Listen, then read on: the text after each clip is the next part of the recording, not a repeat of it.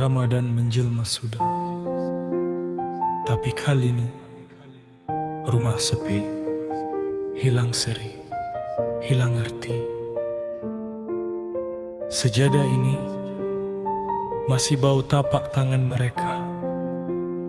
Ya Allah, kuatkan hati hamba yang tinggal sendiri.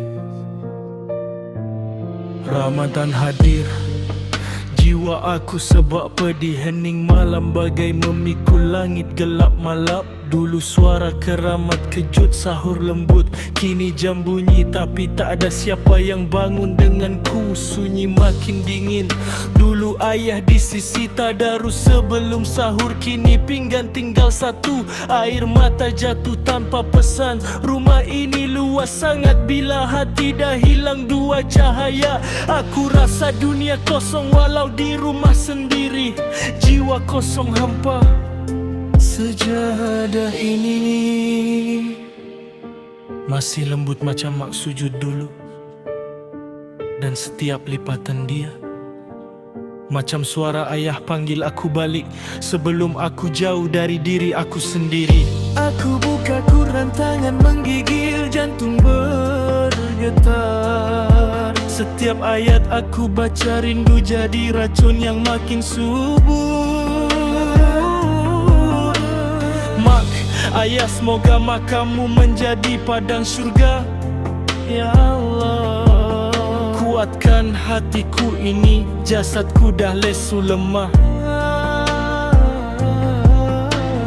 Ramadan dulu penuh tawa, sekarang hanya gema. Jejak yang hilang jadi nyanyian luka yang takkan padam selamanya.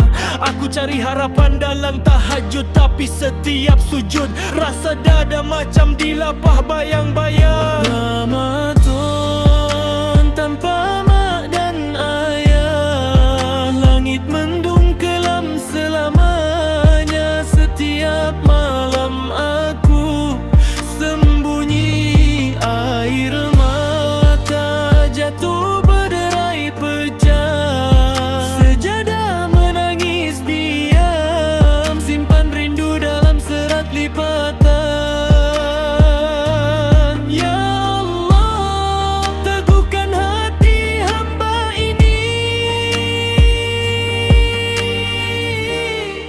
Jangan biar aku hanyut dalam ujian ini, ya Allah, ringankanlah.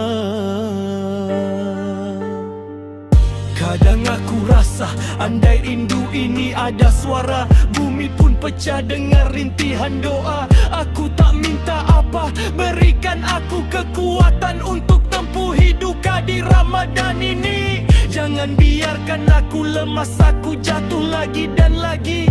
Aku sedar dunia ini tumpangan bukan syurga.